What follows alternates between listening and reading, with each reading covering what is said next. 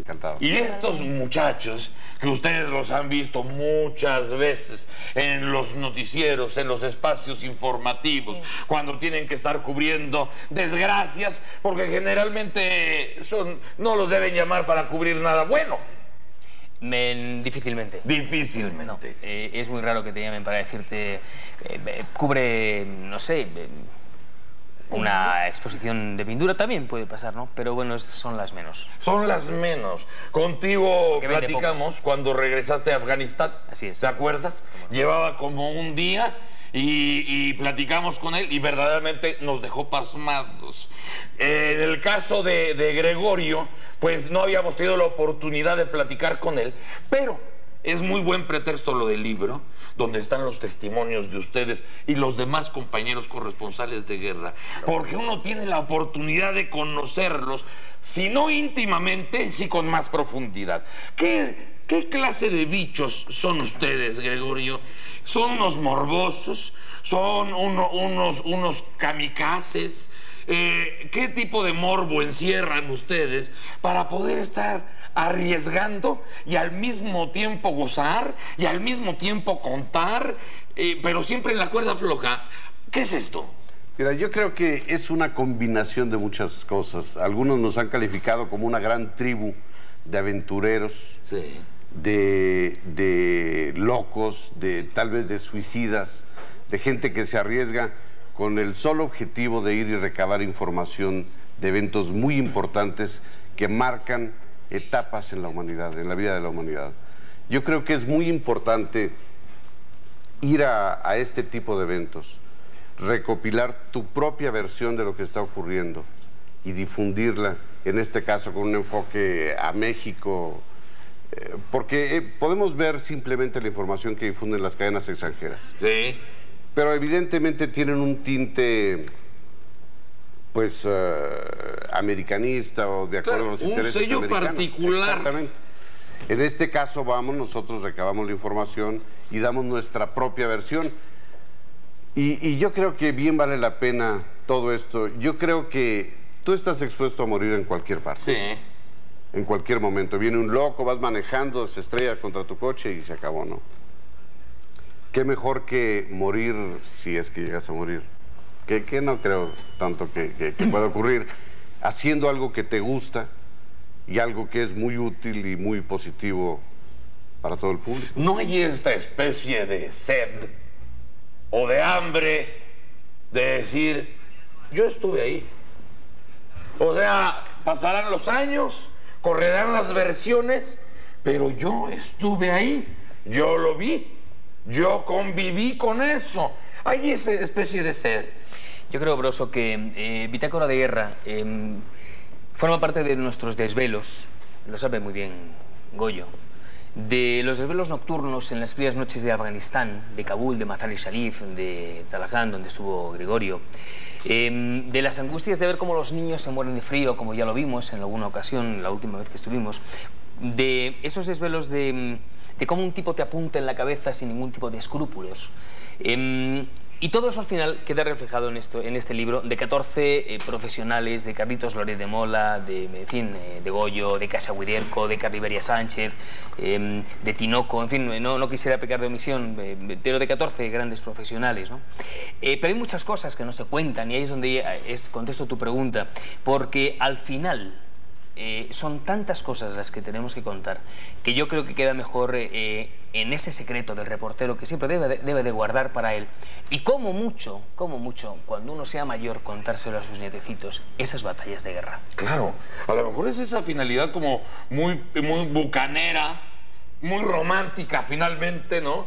Porque es cierto que ustedes tienen otra mirada que los otros reporteros que cubren otras fuentes.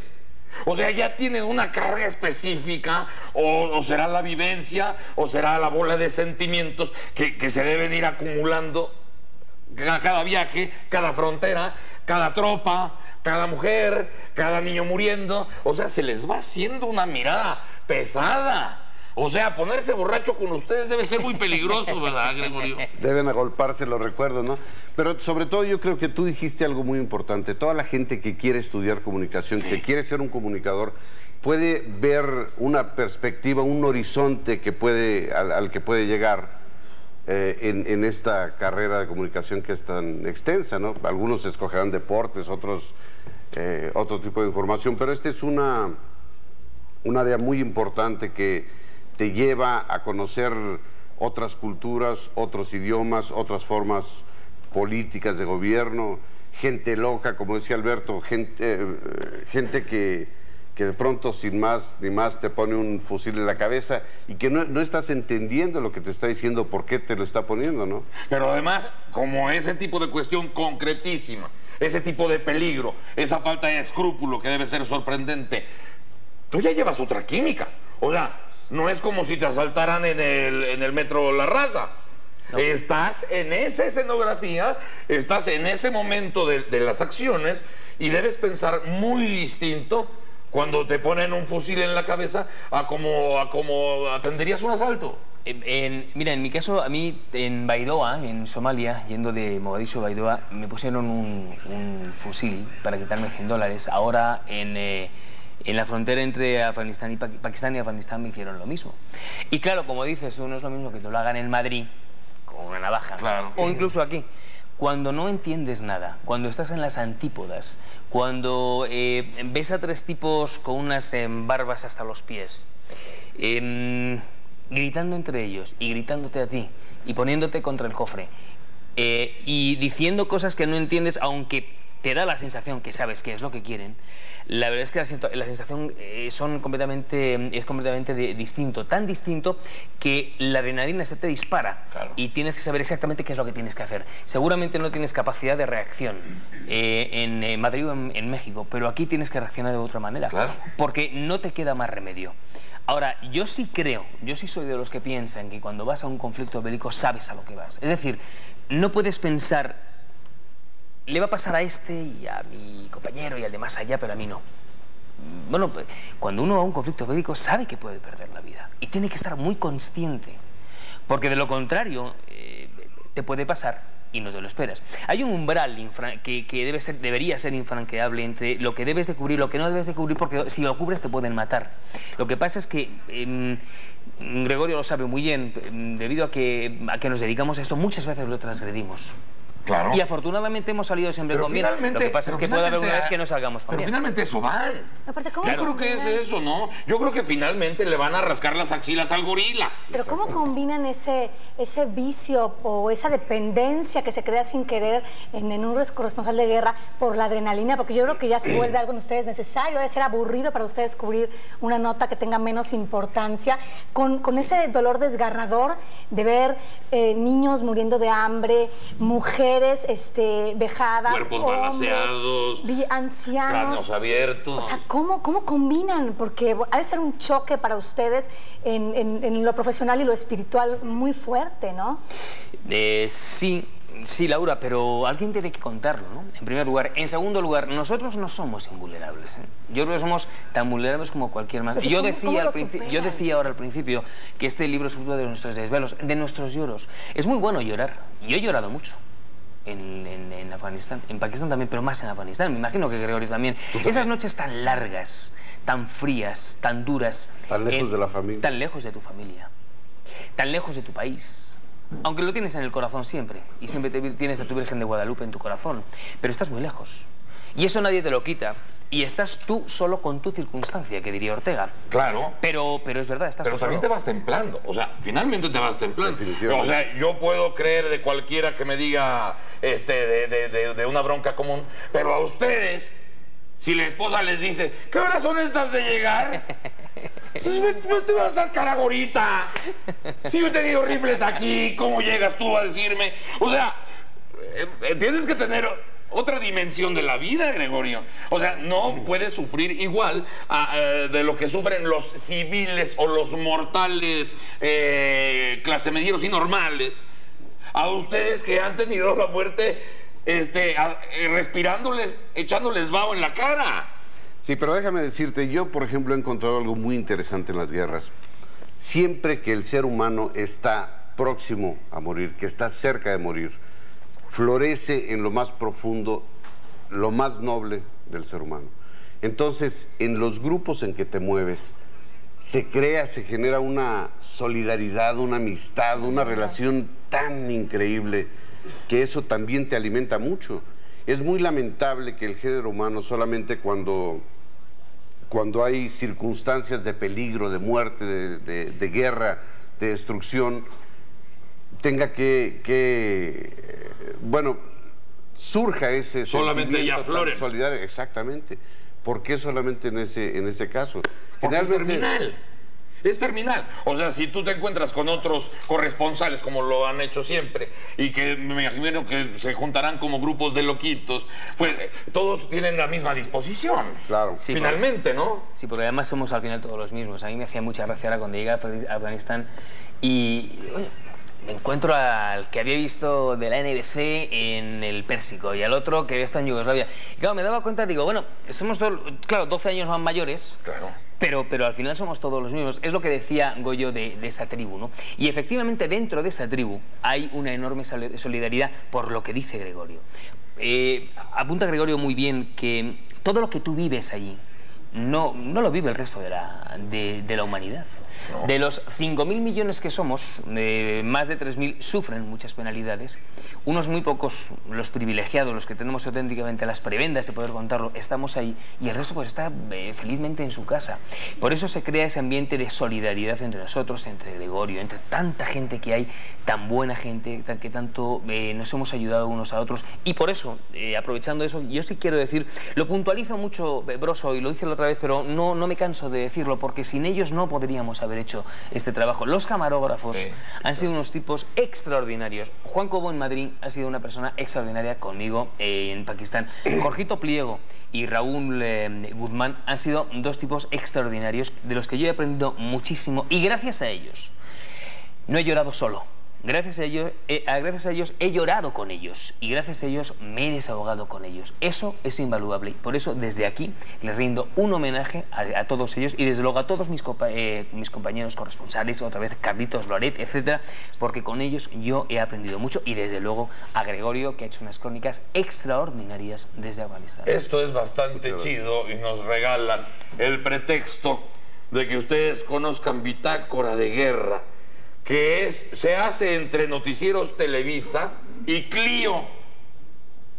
O sea, Krause no nada más va al velorio de la doña, no, porque pareciera que nada más va al velorio de la doña. No, también están chambeando con Clio en esta bitácora que hay que tener, que hay que tener, sobre todo para la gente que le gusta estar arañando donde hay herida. Que no le gusta solamente leer una crónica de una guerra, atrás de unas estampitas, sino realmente conocer la guerra desde la piel. Sí, ¿no? Sí, exacto. Porque la gente está viendo la tele y los ve a ellos, y los ve polvosos, polvorientos, los ve con las ojerotas, y finalmente la gente que es muy meca dice, ah, pero está re lejos. O sea, si yo no oigo la bala, no es aquí. La gente es así. Exacto, pero no saben todo lo que tú has hecho para presentar la historia de un minuto, 20 segundos que tienes que presentar. Y que lo que tú has hecho, pero no desde que llegaste ahí, desde los años que te tocaron vivir para poder plantearte esa posibilidad de decir, nadie más, de todo un país, de 100 millones de personas, nadie más, solo yo estoy aquí en ese momento. En el momento que están estallando las bombas, en el momento que las minas destrozan cuerpos, en ese momento estoy aquí y se los voy a contar. Fíjate cuántas vocaciones, ¿no? La vocación histórica de estar, la vocación de la comunicación para contar, la vocación profesional para aguantar una vida entera, fíjate, una vida entera para finalmente ir a arriesgar la calaca. O sea, estar viviendo intensamente para, en el mejor de los casos, morir intensamente. Y además... O sea, ¿y qué pasó de Peláez? ¿Se murió? ¿Qué? ¿Se resbaló en el baño? ¿Con el jabón? Bueno. ¿O lo atropelló un bocho? Anda, pero no. Habla de otro, ¿no? Ah, de otro, digo, no, hablo de Peláez, el que jugaba con el América. No, sí. Pero, fíjate, eso es también lo que va buscando. Sí. Tú lo dijiste. O sea, de morirte en un asalto, mejor vas y te mueres donde está la acción. Hombre, yo prefiero morir de viejo, la verdad. Pero vamos, si es que puedo, si puedo escoger, macho, la verdad, las cosas como son, ¿no? Pero yo creo que también, después de todo, si tú tienes una muerte rápida como Fernando Benítez, como 8 periodistas que cayeron en Afganistán, Julio, pues yo creo que también es una forma, a mí no me desagradaría en todo caso morir así, me dolería por mi familia. Pero yo creo que es una forma rápida y haciendo lo que tú quieres. Claro, hombre, yo prefiero, insisto, morir de viejo. Pero sería más divertido, yo ¿no? creo que estás cometiendo... Yo creo que estás faltando a la verdad. Porque tú dices, oye, ¿me pueden mandar a una guerra donde regrese vivo? No, pero eso es distinto, Broso. Yo lo que te he dicho antes es que uno tiene que ser muy consciente de que va a una guerra y le pueden matar. Claro. Y tiene que ser consciente porque si no, te pasa... Y además vas de una manera mucho más descuidada.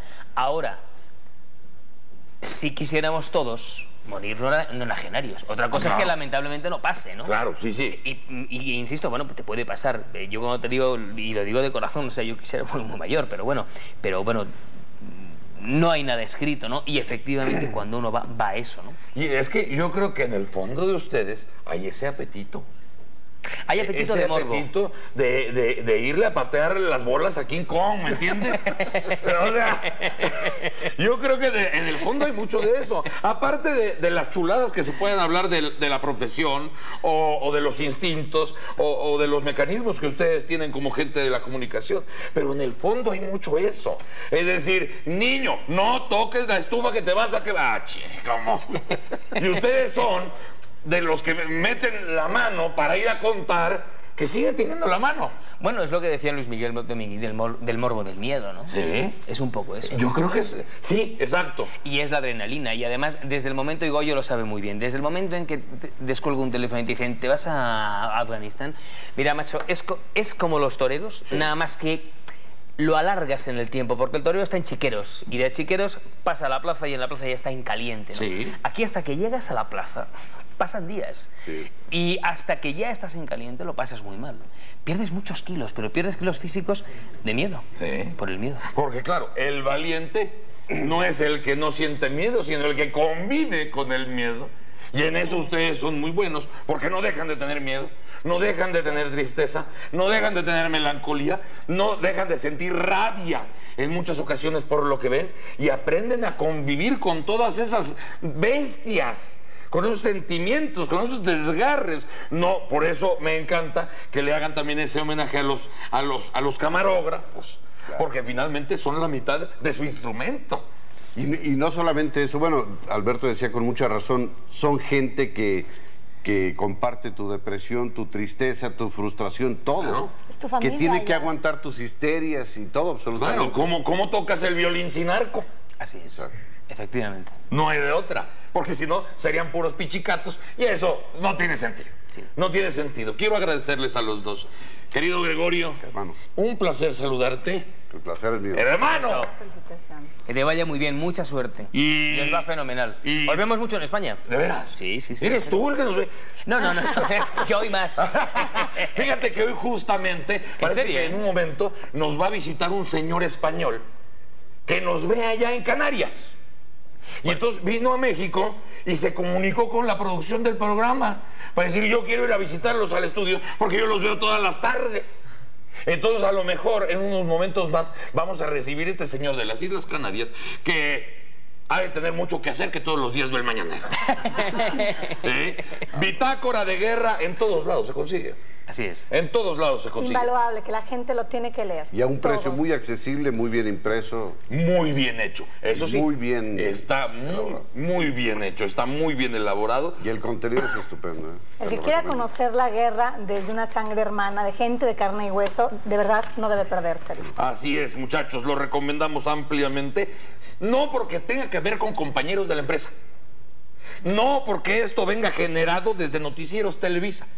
Sino porque aparte de todo eso, aparte de estar todos los nombres en una nómina, tiene que haber respeto y admiración por el trabajo que vale la pena.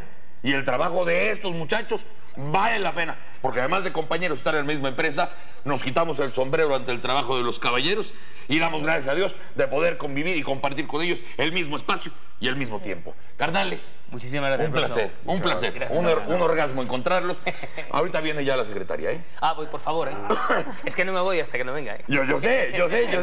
Desde la mañana andaba... A ti no te gusta ella, ¿verdad? Sí, claro. ¿Ah, también? Hombre, sí, ya vi que hasta el maestro Meyer se ¿Viste al maestro Lorenzo Meyer? ruborizó y... Dice, oye, la academia también se humedece.